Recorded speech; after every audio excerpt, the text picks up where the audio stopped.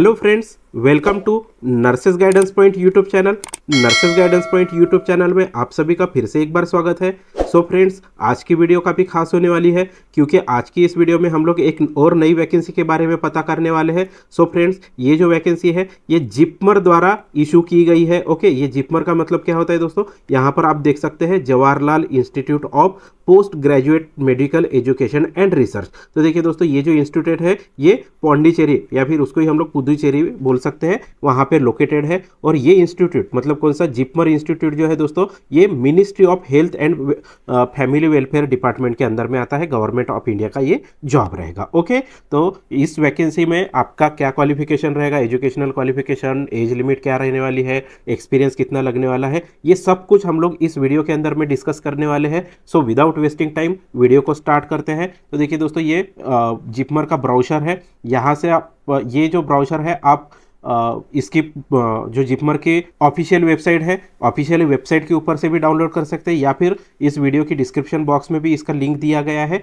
वहाँ से भी ये पीडीएफ डाउनलोड कर सकते हैं और आप ये पढ़ सकते हैं। ओके, तो देखिए दोस्तों, ये recruitment of various group B and group C post for JIPMER Puducherry July 2024 को। तो देखिए दोस्तों, ये जो नोटिफिकेशन है ये आज ही के डेट में मतलब 19 जुलाई 2024 को इशू किया गया है। ओके, तो आगे देखते हैं। आगे ये कुछ इन्फॉर्मेशन है, ये इन्फॉर्मेशन हमारे वीडियो से रिलेटेड नहीं है दोस्तों, ये इंपॉर्टेंट डेट्स। तो देखिए दोस्तों, यहाँ पर इंपॉर्टेंट डेट्स दी गई है कि ऑनलाइन रजिस्ट्रेशन ऑफ एप्लीकेशन, जो एप्लीकेशन है उसका ऑनलाइन आपको भरना है। और ऑनलाइन एप्लीकेशन कब से स्टार्ट होने वाले हैं, 19 जुलाई 2024। तो देखिए दोस्तों, आज ही के डेट से ये एप्लीकेशन भरना स्टार्ट हो गए। और आपको भरना कैसा है, ये जो वेबसाइट दिख रही www.jipmer.edu.in, तो ये वाली वेबसाइट पर जाकर आपको फॉर्म फिलअप करना होगा या फिर रजिस्ट्रेशन और एप्लीकेशन करना है। Okay, online registration of application closes on. तो देखिए दोस्तों, ये जो आपका एप्लीकेशन रहेगा ये कब क्लोज होने वाला है,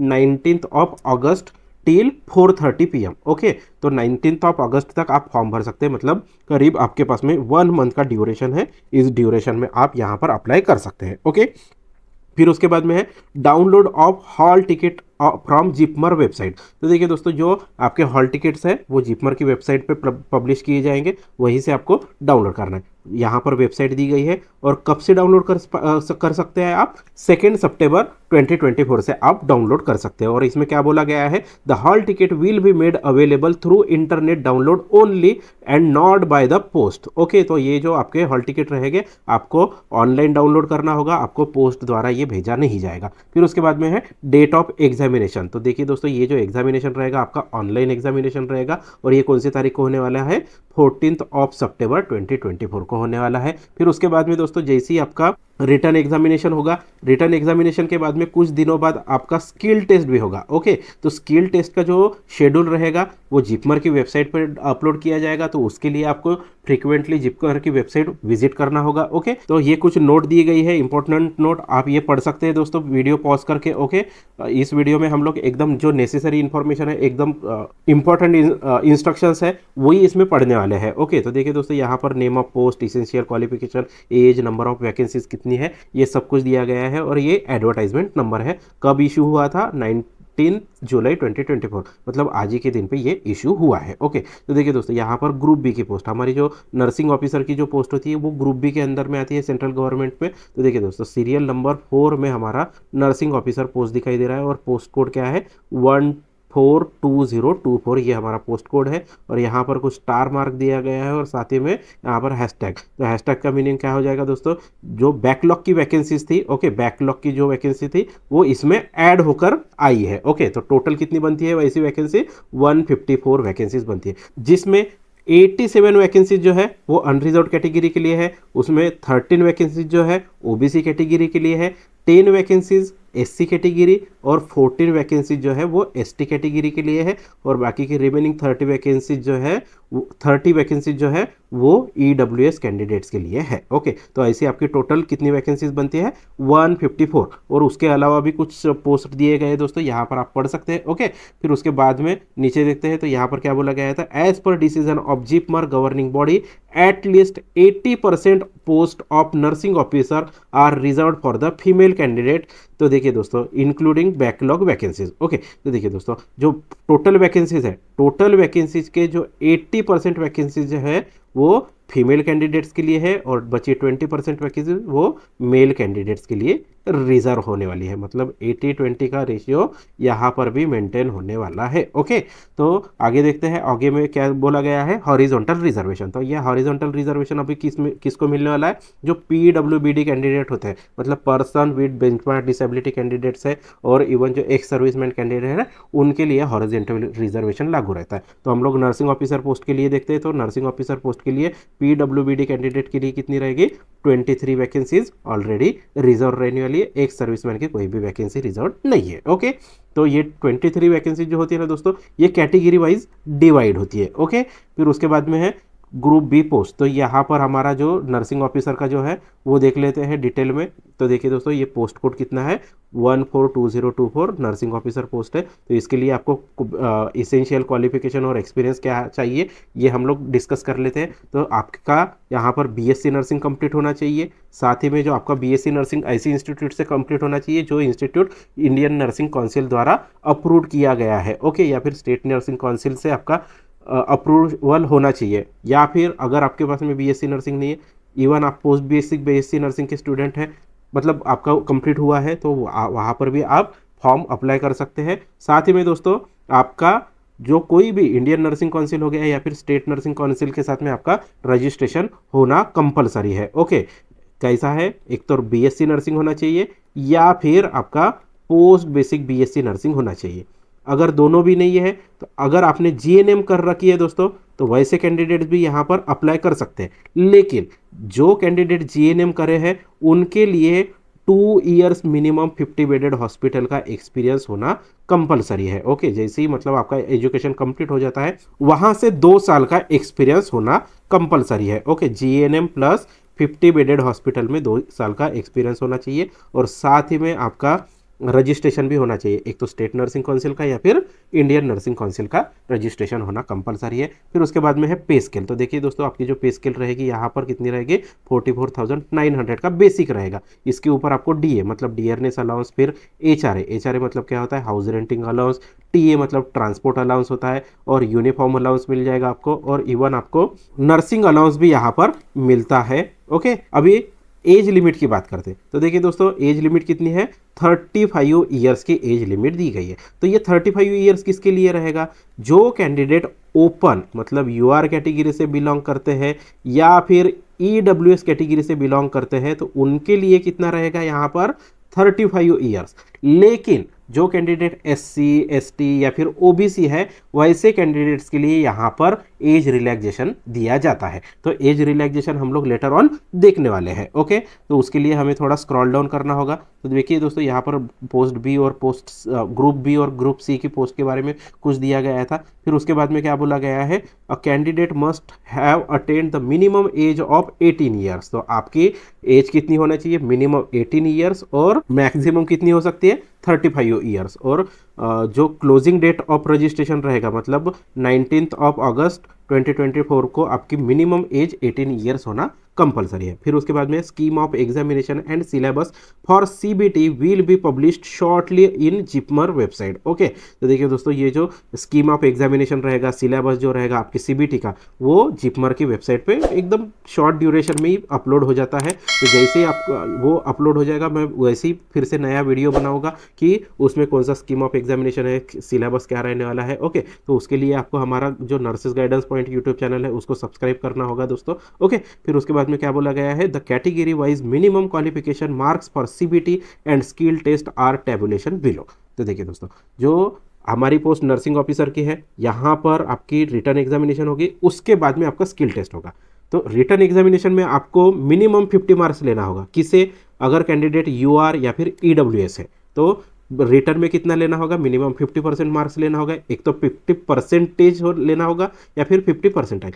50% मतलब क्या हो गया दोस्तों, अगर सिंगल शिफ्ट में एग्जाम होती है तो परसेंटेज में कैलकुलेट होगा, अगर मल्टीपल शिफ्ट में आपकी एग्जाम होती है तो परसेंटाइल में कैलकुलेट होगा। ओके, तो मिनिमम 50% या फिर परसेंटाइल स्कोर होना चाहिए। फिर उसके बाद में आपकी स्किल टेस्ट होगी, स्किल टेस्ट में भी सेम आपको 50% मार्क लेना है। ओके, अगर कैंडिडेट यूआर या फिर ईडब्ल्यू से। लेकिन अगर कैंडिडेट यूआर या फिर ईडब्ल्यूएस है, साथ ही में अगर वो कैंडिडेट पीडब्ल्यूबीडी है, तो वैसी सिचुएशन में थोड़ा रिलैक्सेशन मिलता है। सीबीटी में 45 मार्क्स चाहिए मिनिमम, और पर स्किल टेस्ट में 50 मार्क्स लेना कंपलसरी है। फिर एससी एसटी ओबीसी कैंडिडेट्स के लिए 40 मार्क्स लेना होगा सीबीटी में, और जो आपकी स्किल टेस्ट रहेगी उसमें 50 मार्क्स लेना कंपलसरी है। ओके, फिर आगे देखते हैं। आगे है, यहाँ पे है दोस्तों एज रिलैक्सेशन। तो जस्ट मैंने आपको बोला था कि एज लिमिट कितनी है, 35 ईयर्स की है। एज लिमिट किसके लिए ये है 35 ईयर्स, एक तो ओपन कैटेगरी से बिलोंग करता है या फिर ईडब्ल्यूएस कैटेगरी से बिलोंग करता है। लेकिन दोस्तों अगर आप एससी या फिर एसटी कैटेगरी से बिलोंग करते हैं तो यहाँ पर आपको 5 साल का रिलैक्सेशन मिल जाएगा, मतलब 30 + 5 40 ईयर्स तक आप फॉर्म भर सकते हैं। या फिर ओबीसी कैटेगरी से बिलोंग करते हैं तो यहाँ पर आपको 3 ईयर्स का रिलैक्सेशन मिल जाएगा, मतलब 35 + 3 मतलब 38 ईयर्स तक आप अप्लाई कर सकते हैं। फिर उसके बाद में है central government civilian employ who have not rendered not less than 3 years regular service. अगर आप सेंट्रल गवर्नमेंट एम्प्लॉय है और कंटिन्यूस 3 साल की सर्विस हुई है तो वैसी सिचुएशन में भी आपको यहाँ पर एज रिलैक्सेशन मिलता है। ये यूआर या फिर ईडब्ल्यूएस कैंडिडेट है तो उनको 5 साल का है। फिर उसके बाद में अगर ओबीसी कैंडिडेट है तो उनके लिए 8 साल और एक्स्ट्रा मिल जाएंगे। एससी एसटी कैंडिडेट है तो उनके लिए 10 साल और एक्स्ट्रा मिल जाएंगे, मतलब 45 ईयर्स तक फॉर्म भर सकते हैं SC ST candidate. Okay, OBC candidate 43 years तक फॉर्म भर सकते हैं, और जो ईडब्ल्यूएस यूआर कैंडिडेट है वो 40 ईयर्स तक फॉर्म भर सकते हैं। कौन, जो सेंट्रल गवर्नमेंट एम्प्लॉय और जिनकी 3 साल की मिनिमम सर्विस होना चाहिए। फिर उसके बाद में जो पीडब्ल्यूबीडी कैंडिडेट है उनका, फिर उसके बाद में PWD OBC ST SC ST का यहाँ पर एज रिलैक्सेशन दिया गया है, आप यहाँ पर पढ़ सकते हैं। इवन यहाँ पर एक सर्विसमैन के बारे में भी दिया गया है। ओके, तो देखिए दोस्तों यहाँ पर एक इंपॉर्टेंट नोट है, no age relaxation would be available to SC ST OBC candidate applying for unreserved vacancies.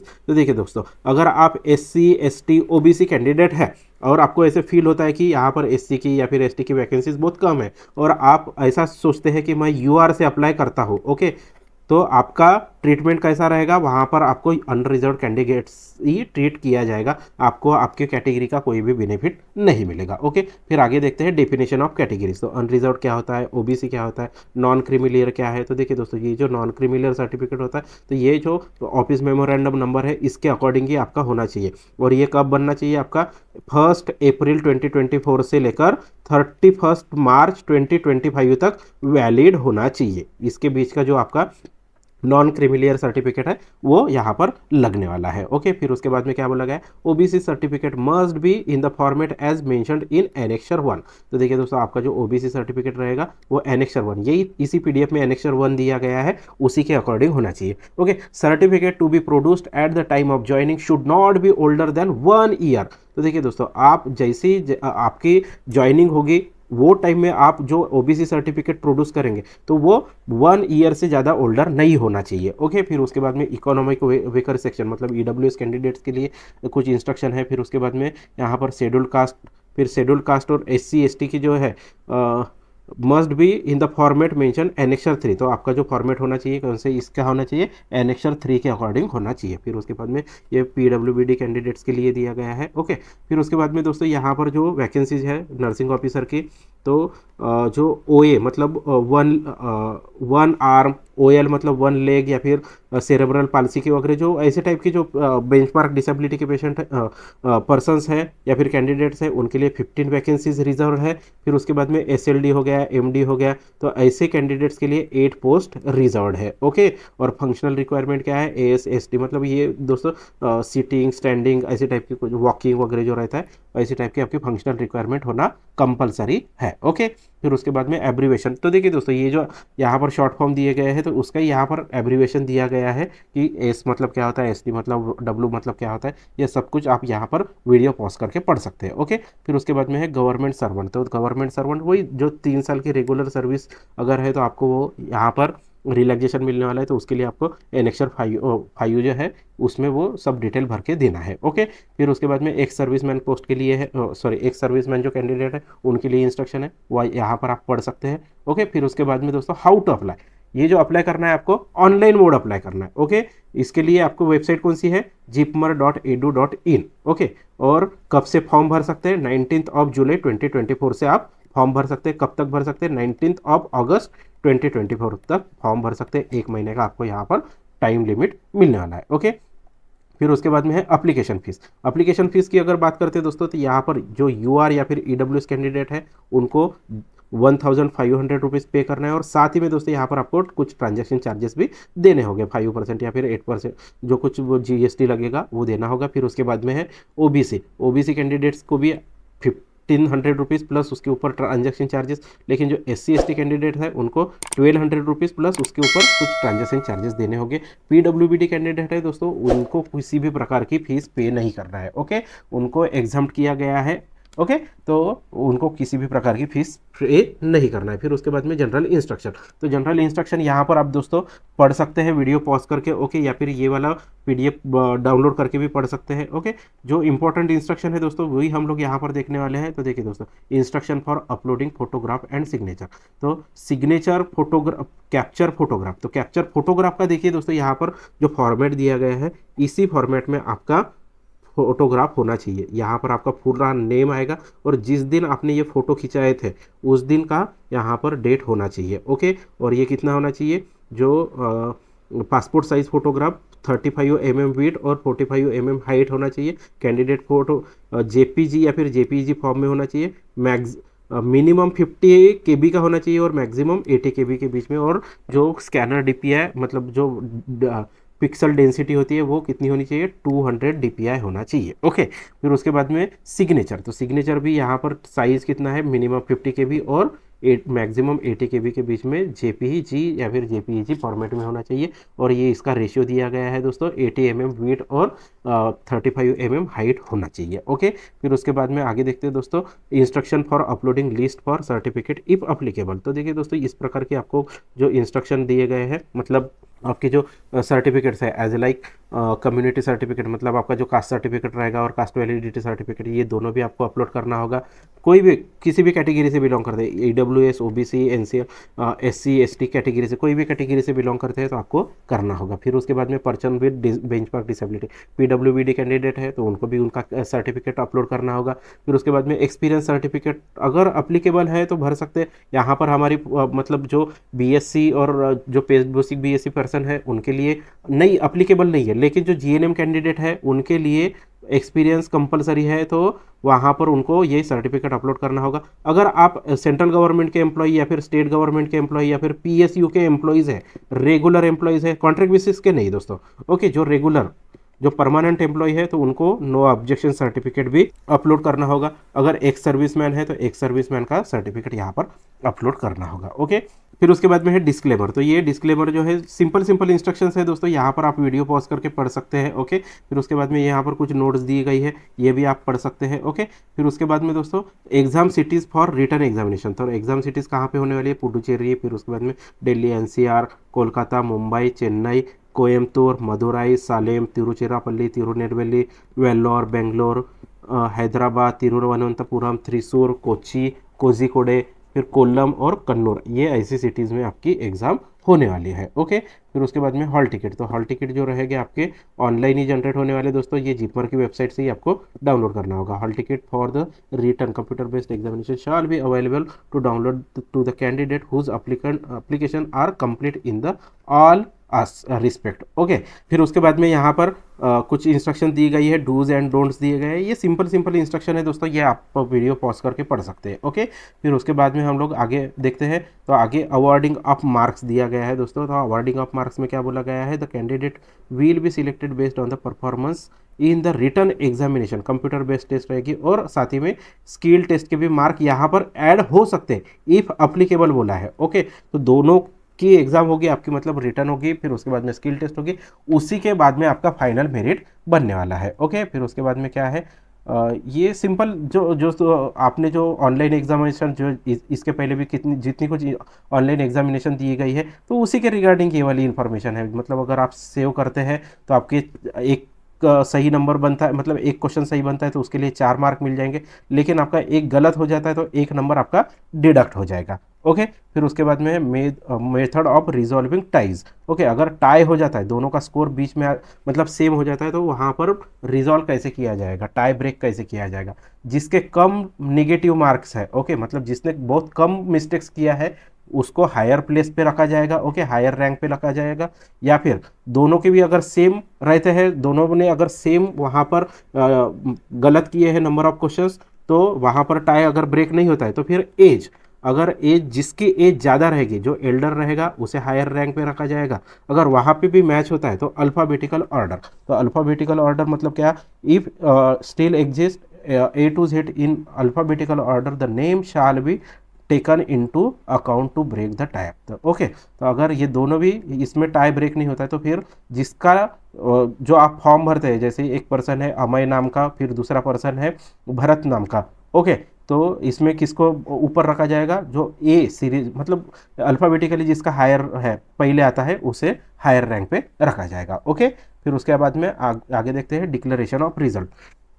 तो डिक्लेरेशन ऑफ रिजल्ट में क्या बोला गया है, the list of short listed candidates who will be eligible for the certificate verification and skill test would be declare after completion of computer based test and marks of the individual candidate will be made available on JIPMER website, okay. तो ये वाली website पे आपका जो computer based test रहेगा उसके according, उसके बाद में ये वाली टेस्ट मतलब ये वाली वेबसाइट पर आपका जो स्कोर रहेगा वो डिस्प्ले किया जाएगा, ओके।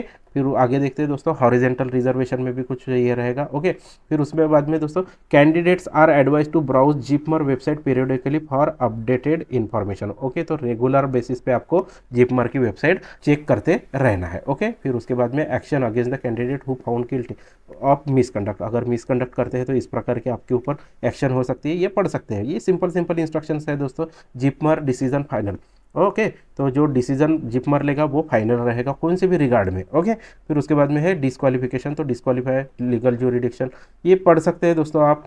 फिर एनेक्शर, तो देखिए दोस्तों, जो हमने स्टार्टिंग में जो एनेक्शर 1 बोला था, एनसीएल सर्टिफिकेट हो गया, एनसीएल सर्टिफिकेट का एनेक्शर 1, या फिर जो एससी एसटी कैंडिडेट्स है उनके लिए भी कुछ एनेक्शर दिया गया है, ओके। इवन जो कैंडिडेट्स ऑलरेडी सेंट्रल गवर्नमेंट या फिर पीएसयू या फिर स्टेट गवर्नमेंट में वर्किंग है, रेगुलर एम्प्लॉयज़ है, उनके लिए भी कुछ मतलब उनके लिए नो ऑब्जेक्शन सर्टिफिकेट इशू करना है, तो उसका भी यहाँ पर एनेक्शर 5 में दिया गया है, ओके। मतलब फॉर्मेट दिया गया है, ओके। तो इस प्रकार का ऐसे कुछ एनेक्शर्स है दोस्तों, ये एनेक्शर्स भी आप पढ़ सकते हैं। जो ये रहेगा अपना आपके रिगार्डिंग जो आपको लागू रहेगा वो आपको उस टाइप में आपके सर्टिफिकेट्स होना कंपलसरी है, ओके। तो दोस्तों, इस वीडियो में हम लोगों ने जो जिपमर की वैकेंसी आई थी, ओके, जिपमर की जितनी कुछ इन्फॉर्मेशन थी, इंपॉर्टेंट इंस्ट्रक्शन थी, ये हम लोगों ने इस वीडियो के अंदर में कवर किए हैं। तो दोस्तों, ये वीडियो कैसे लगा ये हमें कमेंट बॉक्स में जरूर बताएं। साथ ही में दोस्तों, ये वीडियो आप बाकी साथियों को भी शेयर करो। इवन दोस्तों, nurses guidance point YouTube channel को सब्सक्राइब करो दोस्तों। चैनल सब्सक्राइब करने के बाद में बेल आइकन को प्रेस करना ना भूलिए, ताकि आने वाली सभी वीडियो की नोटिफिकेशन आप तक ईजिली पहुँच सके। तो मिलते हैं दोस्तों नेक्स्ट वीडियो में नेक्स्ट किसी इन्फॉर्मेशन के साथ में, तब तक के लिए जय हिंद जय भारत।